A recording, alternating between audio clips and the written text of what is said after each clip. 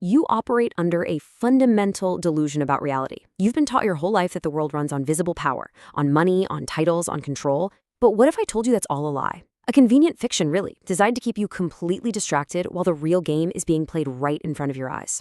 This is Unspoken Rules. We don't deal in comforting lies here. We deal in the brutal psychological truths that actually govern our world. So let's pull back the curtain. You're wrong because you're looking at the symptoms, not the cause. See, money can be lost. Status is fragile, and direct control, it's clumsy, it's obvious. The real architecture of dominance is built on a resource you give away every single day without a second thought. It's the one resource you can never, ever earn back, your time. Now, this isn't about time management or some productivity hack you read about. No, this is about psychological warfare. Chronemic dominance is the art of weaponizing time itself. It's the ability to make your temporal reality the one everyone else is forced to live in. The person who controls the clock controls the game. Full stop. So let's just dismantle your old understanding right now. Money is a tool. Time is the territory. It is the ultimate, non-negotiable asset. The degree to which you control your own time, well, that's the most accurate measure of your real status in any hierarchy.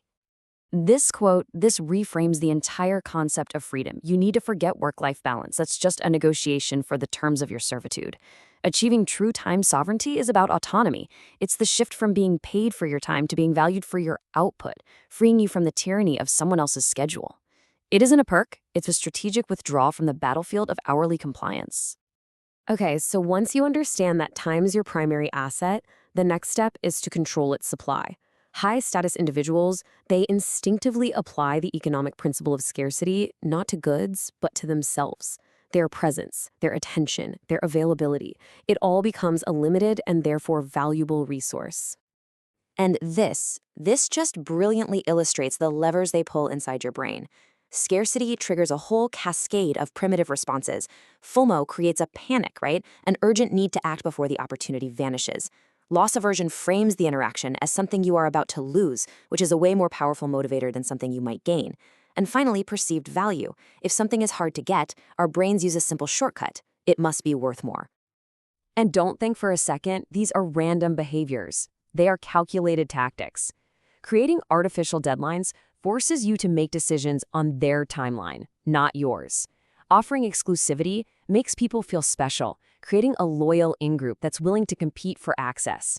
And highlighting demand, that signals that their time is so valuable, other people are already lined up for it. You're not just being offered an opportunity, you're being forced to compete for the privilege of their attention. Now, here is the critical distinction. This isn't about being a cold, aloof jerk to everyone. That just decreases liking. The masterful play is to be selectively available. By being accessible to its chosen few but difficult for the masses, you create this incredibly powerful dynamic. You're not just liked, you are wanted. You become a prize, a test of the other person's commitment, and a powerful amplifier of your own perceived value. Let's move to the neurobiology of this and see how it all gets built. You see, controlling time isn't just a social strategy, it's a biological imperative. For a high-status individual, creating a predictable, stable environment is the absolute key to maintaining not just power, but their own psychological and physiological calm. This slide reveals a crucial paradox. High status is only beneficial when the game is fixed. In a stable hierarchy, being at the top literally buffers you from stress. But the moment that hierarchy becomes unstable, guess what? The top position becomes the most stressful. All of a sudden, the person in power has the most to lose. And this is exactly why it's a biological drive. Your brain is hardwired to seek stability once you're on top. You can think of it like an internal security system, constantly scanning for threats to your position, ready to deploy countermeasures at a moment's notice. The entire system is designed to protect your status at all costs. Which leads us to the core tactic. Controlling the schedule is the primary method for maintaining that biological calm. By dictating the when, where, and how of every single interaction, the dominant individual forces all the temporal uncertainty and the cognitive load and stress that comes with it onto everybody else. Your stress becomes their peace. Now let's zoom in even further to the microphysics of power. Dominance isn't just about what you do. It's about the rhythm and the timing of how you do it. In fact, your speech patterns are a constant, subconscious broadcast of your perceived status. I mean, think about it from an evolutionary perspective. In primate troops, the alpha moves deliberately. They have no need to rush because their position is totally secure. Rushed, frantic energy, that signals a threat response.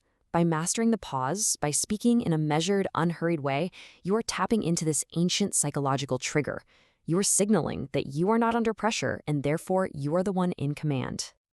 You know, in conversation, a response time of less than a quarter of a second is basically subconscious. It's a biological signal of rapport and alignment.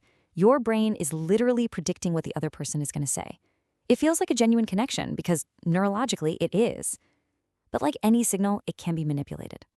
And this right here brilliantly illustrates the counter move. Instead of responding instantly to build rapport, the high-status individual will intentionally introduce a delay.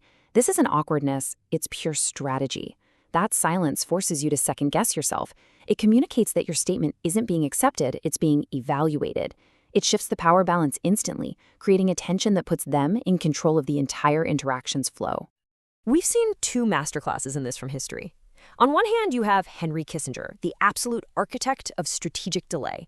His entire shuttle diplomacy was about controlling the pace, being the sole conduit of information, and forcing world leaders to operate on his schedule. Then, on the complete other extreme, you have Lyndon B. Johnson, who practiced time saturation. The famous Johnson treatment was a physical and temporal assault, an overwhelming, relentless presence that simply wore opponents down until they bent to his will. Kissinger's philosophy really encapsulates the core of chronomic dominance. To be a prisoner of events, that's to be reactive, to live on someone else's timeline. He understood that you must act proactively, on partial information, to define the timeline yourself. Whoever sets the sequence of events controls the outcome.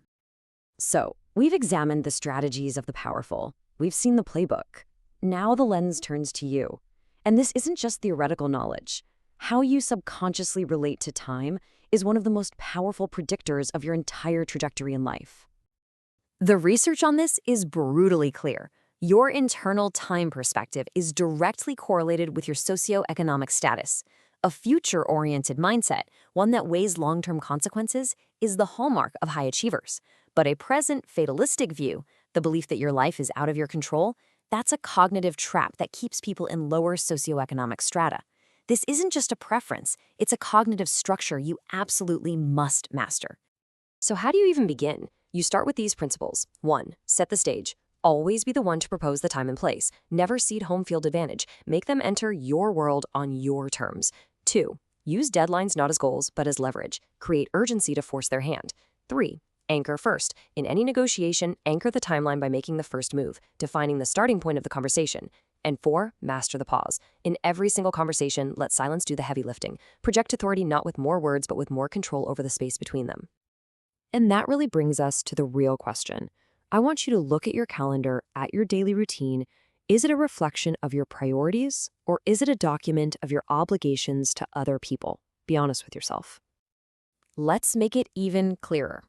An architect designs the structure. A tenant simply lives within the walls someone else has built. Which one are you? Do you create the framework of your life, or do you just react to the environment you've been placed in? Because here is the final unspoken rule. There is no vacuum. There is no neutral ground. Power over time is always being exerted. The only question is, will you be the one exerting it or the one it is exerted upon?